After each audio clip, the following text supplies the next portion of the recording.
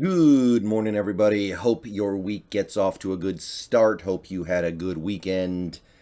But it's time to get back to business as usual, and that is more rookie deep dives. And today we're doing a fun one, but one that's also going to be kind of short because you don't really want to deep dive into Tariq Woolen. You're going to hit your head on the bottom of the pool. There isn't a whole lot here. Most of what makes Tariq Woolen good can be summed up in his measurables and his testing numbers. It really is that simple. Those are otherworldly, but what he's actually done on a football field so far is sparse.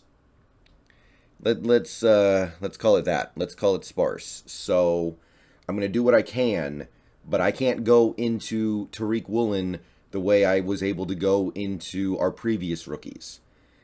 Honestly, I'll say it right here. You watch the tape on this guy, I wasn't that impressed. There's a lot of holes in his game, and there's no guarantee the light bulb goes on. However, getting him outside the top 150, you don't really have to worry about it that much. That's what makes this pick so beautiful. If he doesn't work out, it's fine. You used a fifth round pick. If you'd used a third round pick, then yeah, you'd be betting a little something on him. But you didn't. You used this fifth round pick on him. If he flames out of the NFL and never gives you anything, then it's fine. But there is the possibility here of something amazing. I talked about Kobe Bryant yesterday. I said he had a high floor, but I didn't think his ceiling was that high. I didn't think Kobe was ever going to be a number one corner. I thought he could be a number two corner. I thought he could start. I thought he could be a NFL starter. And I think he has a very good chance of being that. But that's kind of where I see him. Tariq Woolen, there's a better than average chance that he ends up being nothing. But if he figures this out, you have Richard Sherman with significantly faster speed. With that in mind, let's take a look at what we can. He played for a small college, Texas San Antonio. Not playing a lot of good competition there. I'll say that right now. He's already 23, so about the median for a rookie in this draft class. He's just over 6'4", which puts him in the 99th percentile among cornerbacks. 205 pounds puts him in the 90th percentile. Arm length 33.6 inches, 97th percentile. I mean, these measurables, like just look at this. You don't find this stuff every year. You don't find guys like this every decade sometimes. The only measurable where he comes up a little bit short would be his hand size. It's pretty much average at 9.1. But that's it. 10-yard split, sub 1.5, 92, 92nd percentile. His 40 time is 99th percentile, 4.26, one of the fastest 40 times ever run at the combine. And his vertical jump, 42 inches, 97th percentile. This guy's an incredibly explosive, incredibly fast mover. His athletic abilities are second to very, very few players, I would say, in recent NFL memory. Forget presently. But what does that mean? What does that mean he's going to bring to the table as a Seahawk? What is he actually going to be able to do on an NFL football field? Trying to figure that out based off what he did in college is hard. 2017 was his first year. He was a redshirt. He didn't play. And then the next 2 years, he played wide receiver. He was a wide receiver. He didn't do that much. He had a couple decent moments. He made some catches. Really unremarkable stuff. So Tariq Woolen was on the fast track to being a relatively irrelevant player that we probably wouldn't even be thinking about right now. And then at the end of 2019, he started transitioning to cornerback. And there's that story that's going around now that people are talking about. If you've been on the internet lately, you probably heard about it. Tariq Woolen, in the offseason after 2019, he wasn't sure if he really wanted to do this. And then he hooked up with a FedEx delivery driver who played indoor football, who taught him the nuance of playing cornerback. I'm probably getting one or two of those facts a little bit off. I might be a little bit wrong on that, but that's the basic gist. Indoor football league player actually taught him some cornerback stuff, and he came back in 2020, and he showed some promise at the cornerback position. 2020, his first year playing significant snaps at cornerback. He played in 11 games, 7 starts at corner, 5 tackles, 1 sack, and 1 quarterback hurry in his first ever start at cornerback against Texas State. He had a 5 tackle and 4 PBU game against a school called SFA. Don't ask me what that stands for, but I don't know, because I don't know. 5 tackles and 1 interception against Middle Tennessee. 6 tackle game against Louisiana. 5 tackles and 1 quarterback hurry against North Texas.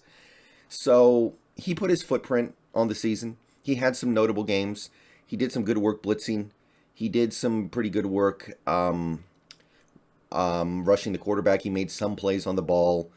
But the level of competition is definitely weak. The only 2 really good teams they played that year were BYU and Louisiana. 2021, the most recent season, he started in 9 games, so a little more experience. Some of his notable games were 9 tackles and a PBU in the opener against Illinois. He had 3 tackles, a hurry, and a pick against UNLV, and he had 2 tackles and 2 PBUs against Western Kentucky with a Bailey Zapp. Those were probably his 3 best games that year. He was an All-Conference USA honorable mention, which is, I guess, kind of impressive given the fact that he only played 9 games. Look, this is usually the part where we start listing accolades, right? Like, oh, he made first team all this. He made second team all that. There's not a whole lot here. Straight up, there's not a whole lot to hang your hat on in terms of college accolades. He played basically 2 years at the cornerback position, flashed some ability, but otherwise, there isn't a whole lot going on there.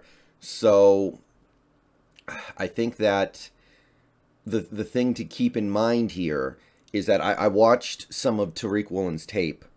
It wasn't that good. It's not. I watched some of the work he did against Western Kentucky in that game. I saw him give up a couple completions. I saw him have opportunities to make plays on the ball, and he didn't make them.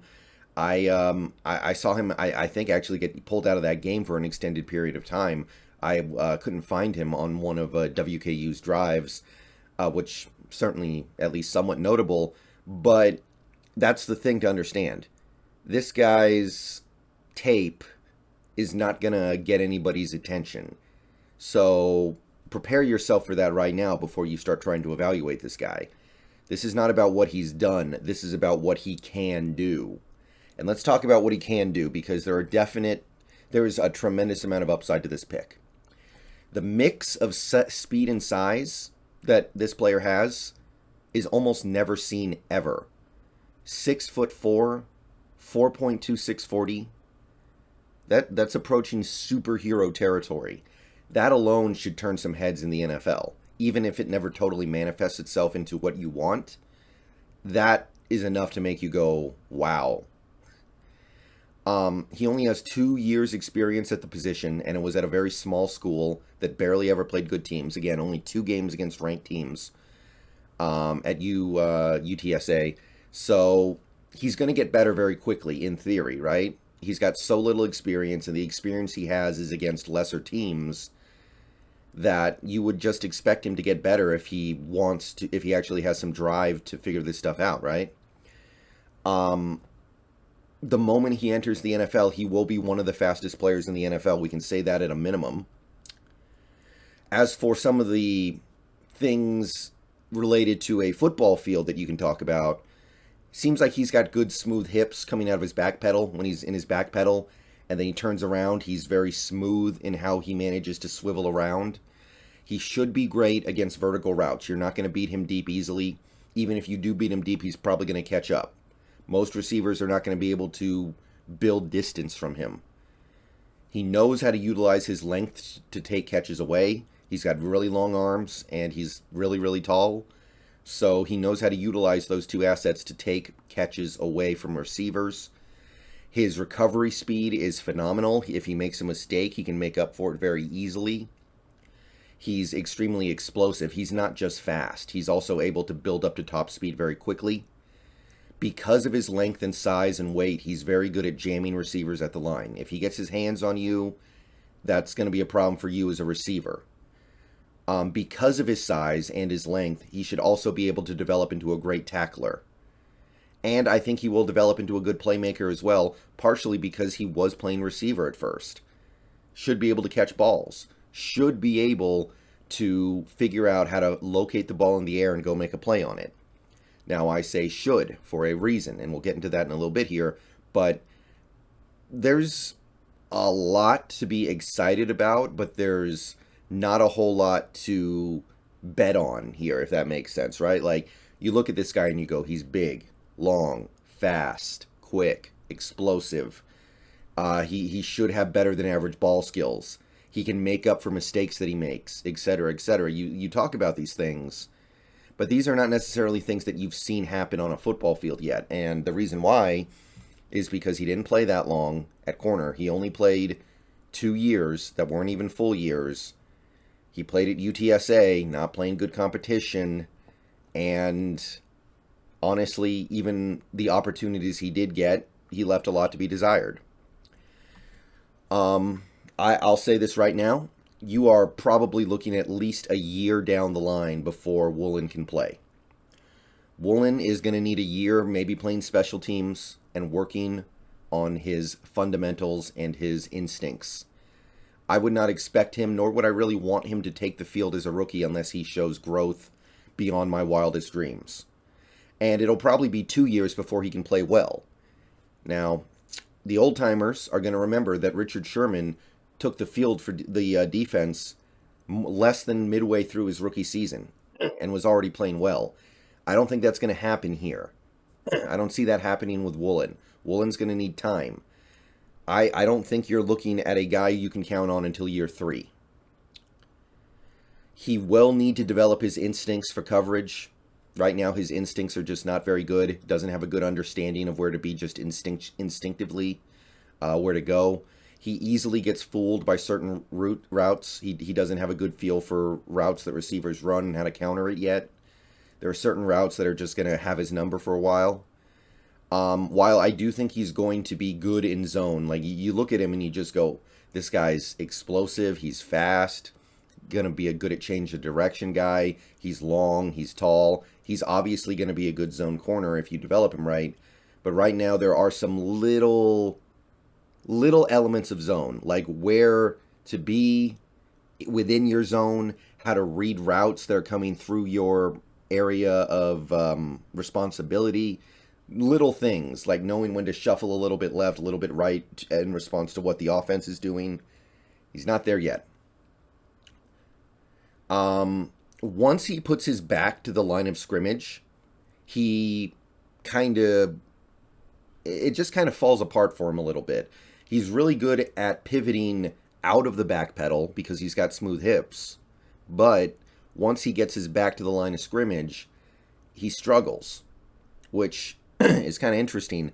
One thing that I noticed is it seemed like his ball skills were not great, which, given the fact that he's a former receiver, is a little disappointing. But I do think he's going to have to work to bring that out of his game. I mean, he had 2 career interceptions. 2 interceptions over the last 2 years. That's not great ball skills. He had some moments, like he had the 4 PBU game against SFA, but I didn't see overall consistent ball skills, which for a receiver I expected a little bit better. As of right now, he's also not a very good tackler. His tackling fundamentals are weak. He's going to have to get better at that. He has fully the potential to be a tackler. There are definitely some moments on the tape where it looks like he's not that interested in being a tackler, and sometimes he does, and he just doesn't use form tackling. So you're going to have to work on these things. But you know what? The reality is Pete Carroll's probably not leaving anytime soon. The reality is that Pete Carroll is probably going to be here for at least another 3 years, I would say, if he wants to be here. That's the reality we're looking at right now, especially with the way we're handling things this offseason. So he's got time to get it out of Woolen. And if he can't, then it's a 5th-round pick. It's not the end of the world. It's not even close to the end of the world, really. It's a pure luxury. And I'll say it again. This guy could be a better version of Richard Sherman if he can pick up the instincts and the technique on how to play the position. And that potential alone makes this a good pick, regardless of what happens now. All right, I'll see you guys later today. I might do a video on the rookie mini camps. I don't know if I'm going to be able to justify that, but I'll look into it. And if we do, I will see you guys in the afternoon. If not, keep an eye out for me on Twitch in the evening. Probably going to stream some, but if not, see you tomorrow. And let me know what you think of Tariq Woolen. This one's, I mean, it wasn't controversial because we got him in the 5th round, and who cares? But there are definitely some people who believe this guy isn't going to figure it out, and some people who believe that he will. So let me know what you think. I'm really, really intrigued here. This is very interesting. And at the end of the day, these are the kinds of picks I want to make in the 5th. I don't want a guy who is just going to catch 20 passes a season and that's it. I don't want a guy who's going to play maybe 50 snaps a year on defense and that's it. But you know that's what you're going to get out of him. I'd rather have a guy who has an 80% chance of blowing out of the league, but a 20% chance of becoming a superstar. And Woolen is absolutely that guy. There is at least, I would say, a 20% chance he becomes a super duper star. But there's probably also a 60% chance he flames out of the league, and maybe another 20% chance that he becomes like Trey Flowers, where he's playable, but you're not that excited about him. But those are the kind of picks I want to make. All right, see you guys later. Another rookie video tomorrow. We are nearing the end of the rookie evaluations, so see you guys later, and go Hawks.